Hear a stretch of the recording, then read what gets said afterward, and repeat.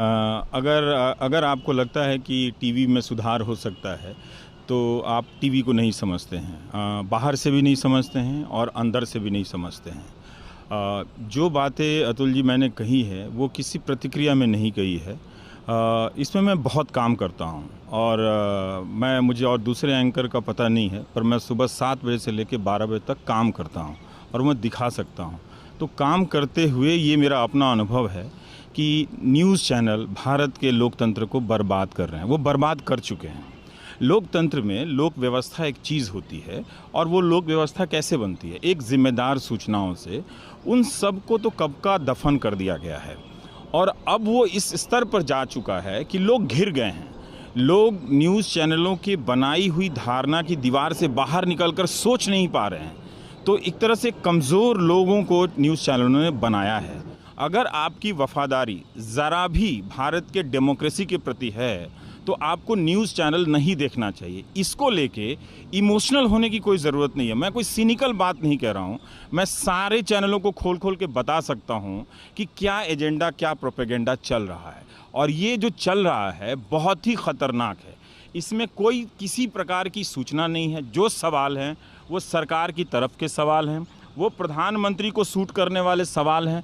विपक्ष को, लोगों के दिमाग में विपक्ष नाम की चीज़ को ध्वस्त कर दिया गया है और विपक्ष सिर्फ कांग्रेस और राजद और सपा नहीं होता है। विपक्ष वो पूरी जनता होती है जो एक सरकार चुनती है। आज देखिए तो जनता तरह तरह के सवालों को लेकर न्यूज़ चैनलों के बाहर घूम रही है। मेरे पास बैंकिंग घोटाले से लेकर तमाम तरह के घोटाले लेकर लोग मोटी मोटी फाइलें लेकर आ रहे हैं और बताते हैं कि वो हर रिपोर्टर के पास जा चुके हैं, हर चैनल के पास जा चुके हैं। मुझे यही कहना पड़ता है कि मैं अकेला हूं, मैं सक्षम नहीं हूं इन तरह के अकाउंट के घपलों को देखने के लिए कि एलईडी में क्या हो गया है, इसमें क्या हो गया है। मैं सक्षम नहीं हूं और ना ही मैं सारे घोटालों को कर सकता हूं। तो एक तरह से आपने इसे सूचना विहीन समाज में बदल दिया है। हालांकि अब भी आपको लगता है और हमको लगता है कि न्यूज़ चैनल सूचना देने का काम कर रहे हैं, ये सूचना देने का काम नहीं कर रहे हैं। कि आप खुद टीवी में रहते हुए और ऐसा कैसे कह सकते हैं कि लोग समाचार ना देखें, समाचार मीडिया से जुड़ा होते हुए? भारत में रहते हुए बहुत सारी समस्याओं पर लिखता हूं, तो इसका मतलब नहीं मैं भारत छोड़ के फिनलैंड चला जाऊंगा, नहीं जा सकता। मैं क्या करूं?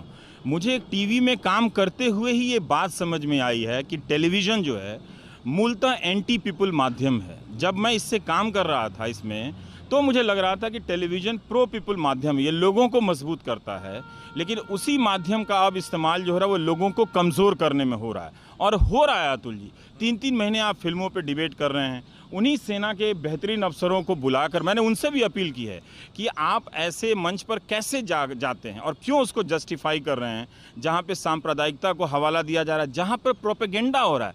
मैं तो बीजेपी के समर्थकों से भी अपील करता हूं कि क्या नरेंद्र मोदी को पसंद करने के लिए ये ज़रूरी शर्त है कि भारत की मीडिया को ख़त्म कर दिया जाए? क्या अच्छी पत्रकारिता के साथ आप नरेंद्र मोदी को पसंद नहीं कर सकते हैं? इस न्यूज़ चैनल के जो सेटअप हैं सारे, इसमें विपक्ष के लिए जगह नहीं है। वहाँ वो सिर्फ एक शिकारी के सामने वो मार खाने के लिए जाता है, घायल होने के लिए जाता है। सारे सवाल उनके होते हैं। नरेंद्र मोदी की लोकप्रियता हर दिन की गिनी जा रही है, 12 तारीख की गिनी जा रही है, 17 तारीख की गिनी जा रही है, 14 तारीख की गिनी जा रही है और सारे सवाल जो है वो बीजेपी की तरफ से हो रहे हैं और सारा सेटअप है। स्क्रीन पे विपक्ष का आदमी बैठा है तो आप एक दर्शक के तौर पे सोचते हैं कि सब कुछ संतुलित है, लेकिन जो स्क्रीन पे लिखा हुआ आता है, जो उसका सबसे बड़ा हिस्सा है जिसको आप लगातार देख रहे हैं, उसमें न्यूज़ चैनल अपनी तरफ से कोई होमवर्क नहीं कर रहे हैं। वो ऐसा नहीं है कि उनको पता नहीं है, वो तो एक गूगल करने से निकल आता है। वो इसलिए नहीं कर रहे हैं कि वो ये ख़तरा मोल नहीं लेना चाहते हैं, वो सब प्रवक्ता पे छोड़ रहे हैं। वो किसी सवाल को काउंटर सवाल में नहीं रखते और एक तरह से वो एक गैर बराबरी का बहस करा रहे हैं। विपक्ष इस मुगालते में है कि उसे ये न्यूज़ चैनल वाले थोड़ी सी जगह दे देंगे। 100% के 1 से 10 के स्केल में अगर आपको 1 नंबर तक, 2 नंबर तक जगह मिला गया तो मुझे लगता है कि विपक्ष को छोड़ देना चाहिए। विपक्ष के पास निश्चित रूप से आज की भारतीय जनता पार्टी की तुलना में मानव संसाधन और आर्थिक संसाधन नहीं है। बीजेपी ने इसी 5 साल में कई 100 ज़िलों में, मतलब कई ज़िलों का तो हमने ही देखा है, और नए मुख्यालय बनाए हैं। ठीक है, नए मुख्यालय बनाए हैं तो उनके पास काफ़ी संसाधन है, कई तरह के संगठन है, विपक्ष के पास नहीं है। तो ऐसे में विपक्ष के पास भी सत्ता पक्ष की तरह पूर्व में अर्जित की गई बहुत सारी अनैतिकताएं हैं, अपराध कर्म है, पाप भी हैं, है ना।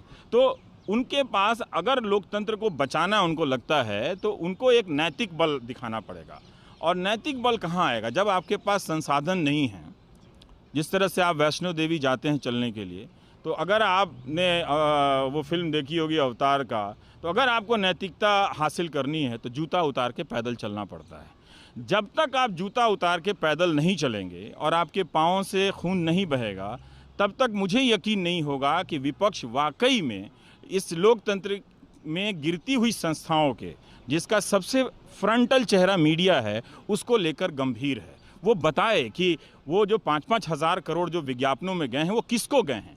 क्या उन विज्ञापनों को देने के लिए ऐसा प्रेफरेंस तय किया गया कि एक आदमी को नहीं देना है, जो हमसे सवाल करता है एक आदमी को देना है? इसकी नीति क्या है उसके बारे में? वो क्या कहीं ऐसा तो नहीं कि वो भी आके इन विज्ञापनों के ज़रिए कंट्रोल करेगा मीडिया को? वो भी बताए। हम ये रिकग्नाइज़ करते हैं कि आपने पहले भी इस तरह के काम किए हैं, लेकिन ये स्केल बहुत बड़ा है, बहुत बड़ा है। मैंने आज जनता को चोक कर दिया है न्यूज़ चैनलों ने। इतना ज़्यादा एंटी पीपल मीडियम मैंने अपने लाइफ में नहीं देखा। मैं डर गया हूँ इस न्यूज़ चैनलों से। इसीलिए ये जोखिम की बात है। मैं भी जोखिम उठा रहा हूँ कि लोग हंस रहे हैं। वो जो हमारे साथ, आपने सही कहा कि वो हंस रहे हैं। वो हंस इसलिए रहे हैं कि वो एक गलत मंच पर खड़े हैं। उनको मालूम है कि वो किसकी तरफ से दलाली हो रही है। उनको मालूम है कि किसकी तरफ से प्रोपेगेंडा के लिए मजबूर किए जा रहे हैं। तो उनको लगता है कि सब चुप हो गए तो ये एक आदमी क्यों बोल रहा है, छोड़ दूंगा, मैं नहीं बोलूँगा। लेकिन जब तक बोल सकता हूँ तो मुझे बोलना चाहिए। मैं ये बात बिल्कुल अध्ययन के और तथ्यों के आधार पर सोच समझ के बोल रहा हूँ कि एक जिम्मेदार नागरिक को और विपक्ष के नेता को न्यूज़ चैनल में ना आना चाहिए, ना ही उसको देखना चाहिए। बल्कि अगर आप भाषण देने जा रहे हैं तो आप हर रैली में कहिए कि आपने टीवी पर क्या देखा, क्या हमारे बारे में कोई खबर देखी, हमारा बयान चला। मीडिया ने इस तरह से पहले विपक्ष को गायब कर दिया है। एक दिन आप जनता को भी गायब कर देगा। वो आपको तभी दिखाएगा कि जब आप मोदी कर रहे होंगे। वो आपको तब नहीं दिखाएगा जब आप नहीं आते हैं मोदी की सभा में। पटना की सभा में अगर आप नहीं आए तो जनता नहीं आके भी अपनी उपस्थिति दर्ज कराती है। हाँ, लेकिन अब उस मीडिया में ताकत नहीं बचा कि नहीं कि वो हम दिखा दें कि भाई आपकी रैली एक फ्लॉप हो गई है, जितना आप इतना खर्च कर रहे हैं। उसमें ताकत नहीं कि आप 100 सभाएं कर रहे हैं तो ये पैसा कहाँ से आ रहा है, कौन दे रहा है, ये सवाल पर उनके फर्जी तरीके से स्कूलों का आप उद्घाटन करके गए हमारे प्रधानमंत्री ने गाजियाबाद में, जो स्कूल चलता नहीं है। ये सवाल पूछने की ताकत मीडिया जब खो दिया है तो जनता को उस मीडिया को छोड़ देना चाहिए और विपक्ष को भी छोड़